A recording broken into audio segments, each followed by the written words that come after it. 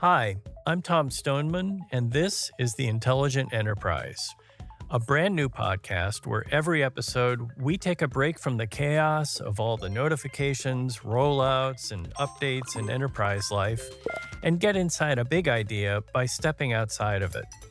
It could be over a coffee, on a walk, or even listening to some music, because sometimes the best way to get a new perspective on something is to step away from it. I can't think of a better guest to kick off our first episode than Ricardo Costa, Chief Technology Officer at Purolator, the largest courier network in Canada. Ricardo has spent nearly 2 decades leading technology and security teams at major enterprises, from the likes of Deloitte and Rogers to Weston Foods. His career has been built on preparing organizations and their people for the next wave of innovation, making him the perfect guide for today's conversation. Our topic today is preparing the workforce for AI and the tensions that come with that. The biggest tension that I see right now is I call expectations versus reality.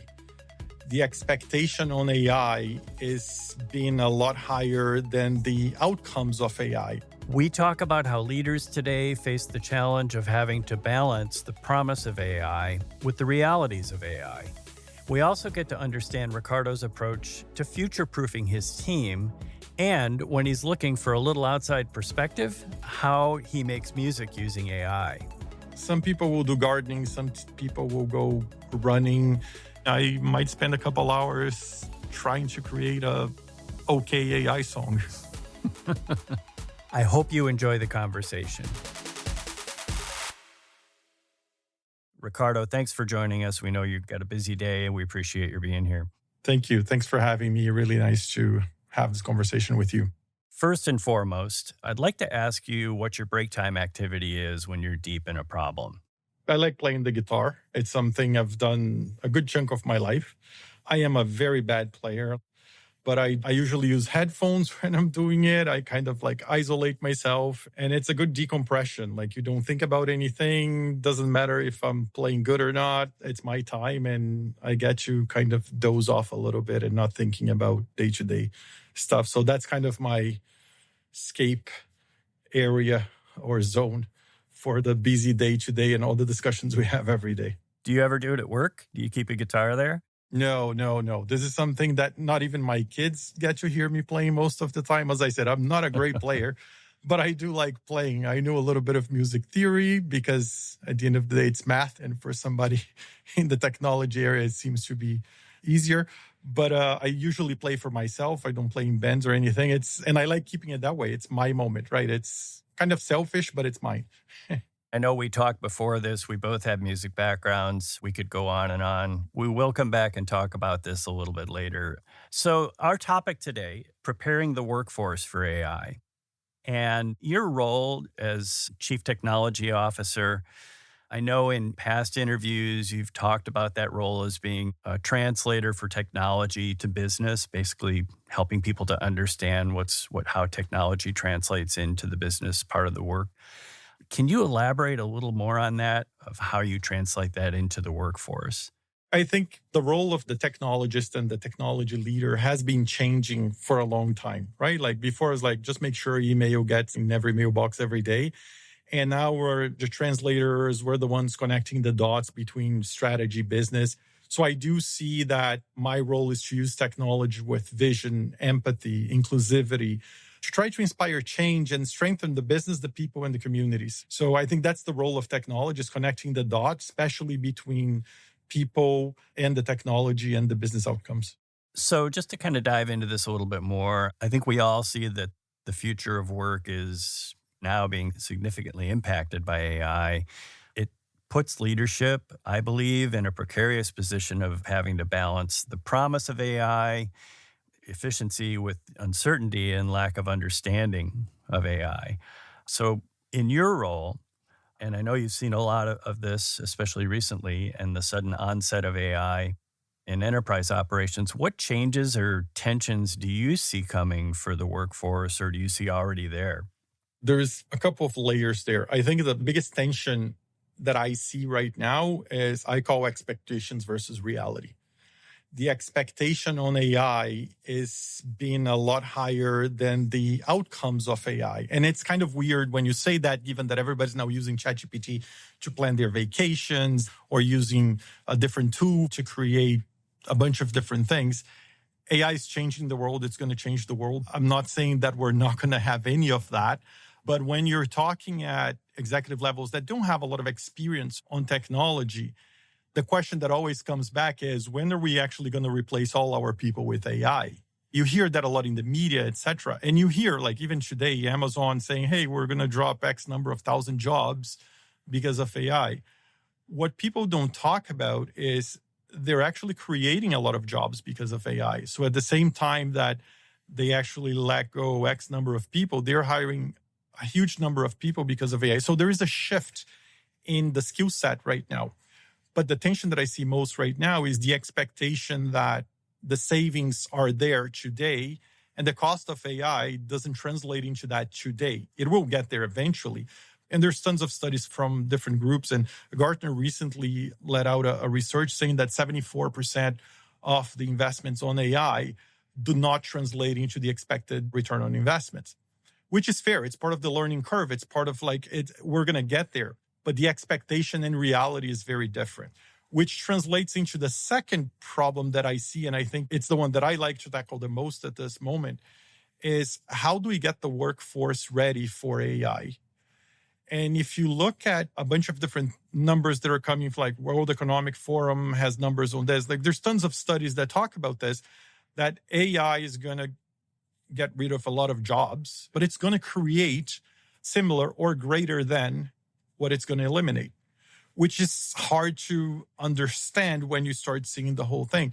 But the comparison I make is with the PCs. When in the 80s, people started talking about PCs and, PCs are going to take all the accountants out, or PC is going to change the world, et cetera, et cetera. And it did. We didn't get less jobs because of it. Like, it replaced quite fairly, but it took a good generation to actually go through that transformation where people had time to, my dad had time to learn how to use a computer and be very proficient on his work using a computer. I think the challenge we have right now, we're going through the same kind of change in timelines in humanity right now. Like, you have this AI that's transformational for humanity, but it's going to happen extremely fast. And I would say 5 years is going to be a completely different landscape. I usually say that I have 3 young kids. My oldest one's 15 and my youngest one is 9. They are more AI literate than anybody that's going to be managing them in 10 years. So you got to think about that, because what's going to happen, my assumption is that in the very near future, we're going to have jobs being removed because AI is taking over some of the jobs, new jobs being created. But we won't have enough people to transition from one to the other if we don't upskill folks. So we might get into a high rate of unemployment in countries, and at the same time, with not having a lot of people to actually do the actual work. To me, that's the challenge right now, and how do we bring that workforce that are going to be managing my kids in 5 years or 10 years? How do I prepare them to manage them? Because my kids are growing up AI literate. We've seen this kind of shift before. New technologies come in and old jobs evolve or disappear, but new jobs get created too. What's different this time is the speed at which this is all happening. AI is moving faster than any transformation in recent memory, and large enterprises, which can already be slow to move, have to keep up or risk falling behind. The danger here, though, isn't just about missing the next innovation. It's missing the chance to equip people with the skills they'll need before the gap gets too wide. So how do you actually prepare your workforce to not only use AI today, but to be able to adapt as it evolves?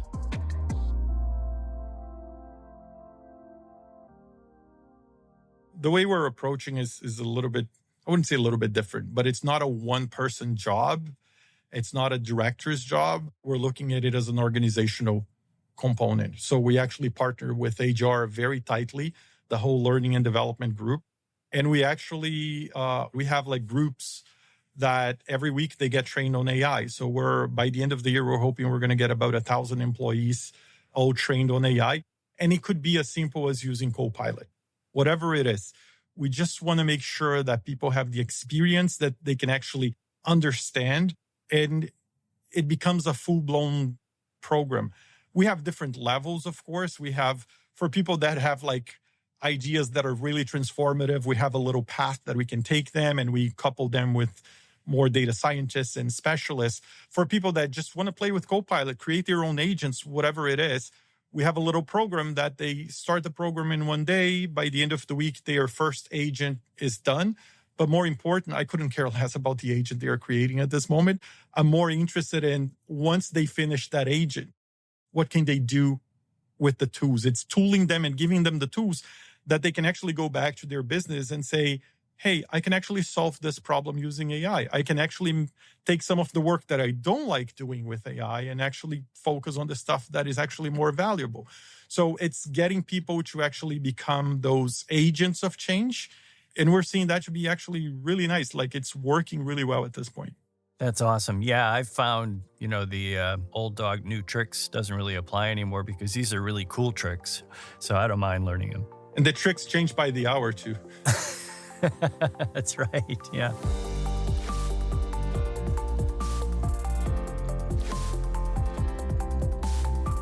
And when the tricks change by the hour, you've got to find ways to reset your brain.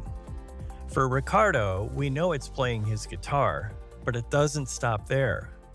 Fittingly, for someone so immersed in AI, he also uses it to create backing tracks like this.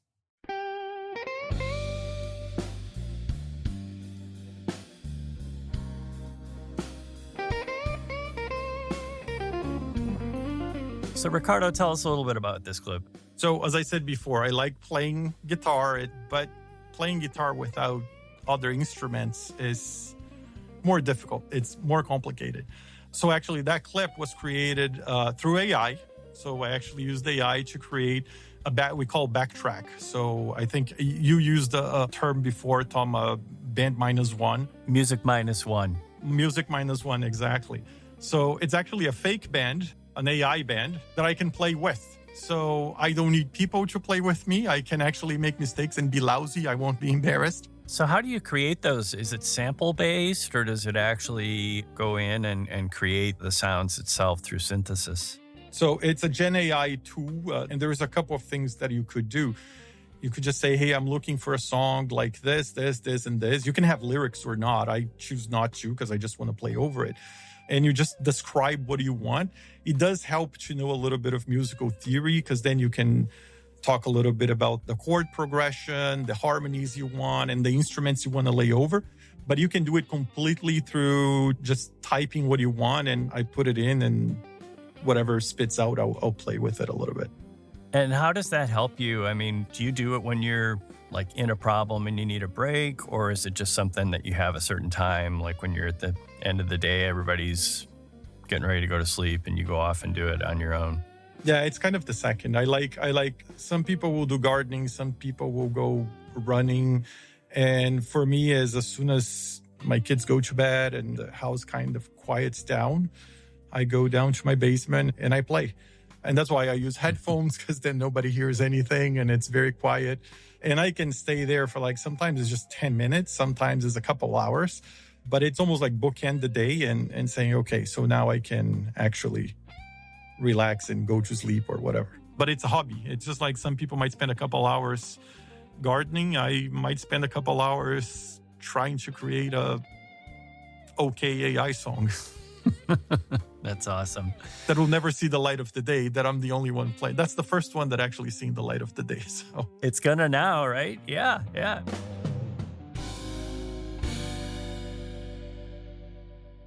Just a couple more questions, Ricardo, and it's still revolving around the workforce.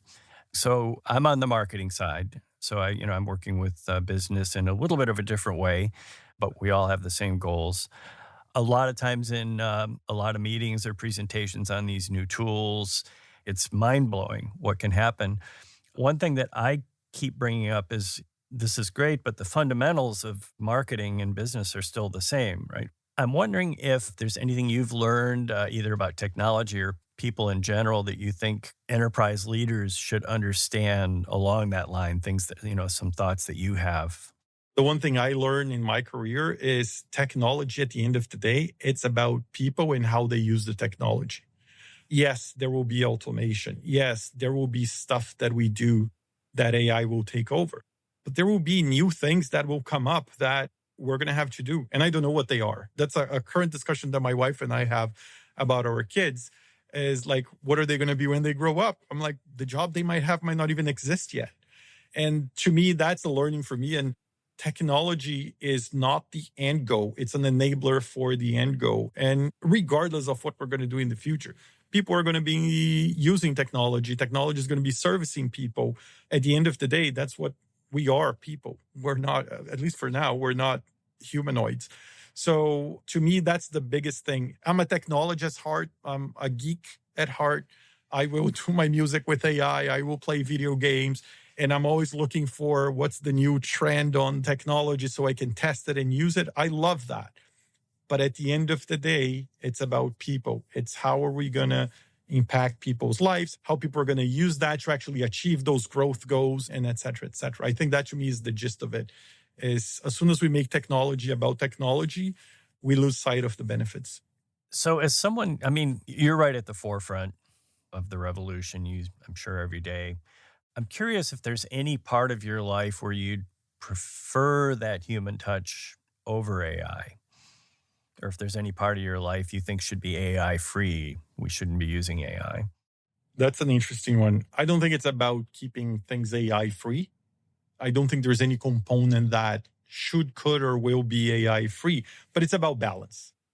It's AI will augment us, absolutely, will make us more efficient, will help understand things that we might miss, but it's not going to replace human contact and deep relationships. At least not in my foreseeable future. I don't see that changing.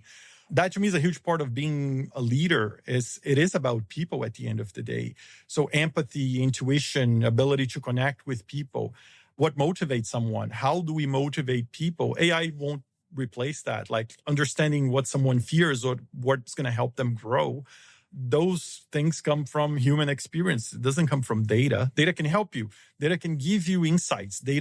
AI might actually support you on a bunch of different things. But at the end of the day, it's still a human job. I can see AI creating a lot of empathy or true empathy. It might mimic empathy in the near future. And I think in leadership, for example, that's key. So I think it will support us, but I don't think it will replace those connections in a meaningful way. And I hope it doesn't. Yeah, me too. Along those lines, and this is a kind of question that's maybe asking you to invent the iPhone in 2 seconds, but do you think there's anything AI can or will be able to do that's never been done before? I think we're seeing some of that now. And that's why I keep saying, like, I don't know what jobs my kids will have because they may not exist yet. Because AI will start enabling things that we didn't even think about. Like even the little things, like having ChatGPT helping my daughter study for her math exam. Those are things that I never thought AI could do. But when you think about what's happening even in the health industry right now, and I could be wrong on this data, but I believe the chemistry Nobel for 2024 was actually given to an AI engineer or an AI inventor, because what they were able to do was actually find a way to break the protein molecules or something like that. I don't remember the story correctly.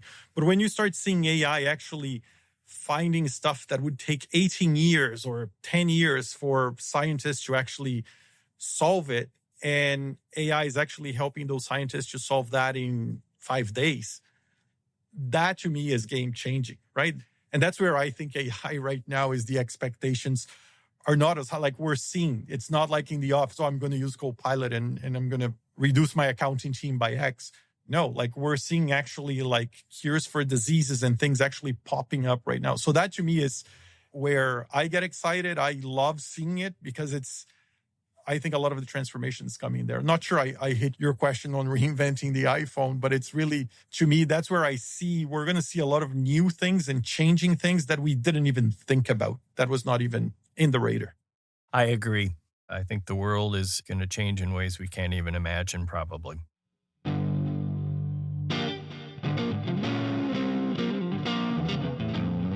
Once upon a time, music was my vocation, so inspired by Ricardo, I pulled out my guitar to reflect on what we just heard. The big takeaway for me is that it's easy to get dazzled by AI's promise of efficiency and automation, but the real long-term advantage doesn't come from replacing people. It's preparing them, meaningfully and at scale. The smartest leaders, like Ricardo, aren't asking, what can AI do? They're asking, what can my people do with AI? And how do I help them get there? So if you're wrestling with that question, you might want to try taking a break like Ricardo did. Maybe pick up an instrument, maybe listen to some music that you like, whatever gives you that headspace. I know that breakthroughs almost never happen for me when I'm in front of a computer screen. Thanks for listening to The Intelligent Enterprise, where we get inside big ideas by getting outside of them.